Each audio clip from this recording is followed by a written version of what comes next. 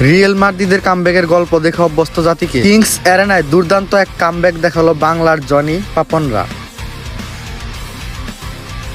মালদ্বীপের বিপক্ষে FIFA friendly সিরিজে প্রথম ম্যাচে বুধবার 1-0 গোলে হারার পর শনিবার দ্বিতীয় ম্যাচে বাংলাদেশের জয় 2-1 গোলে। গতকাল কিংস অ্যারেনায় সিরিজের দ্বিতীয় ম্যাচেও 22 মিনিটের মাথায় প্রতিপক্ষের গোলে 1-0 পিছিয়ে যায় বাংলাদেশ। তবে এবার আর হতাশা নয়, ম্যাচের 43তম মিনিটেই মুজিবুর রহমান জনির গোলে ঘুরে দাঁড়ায় বাংলাদেশ।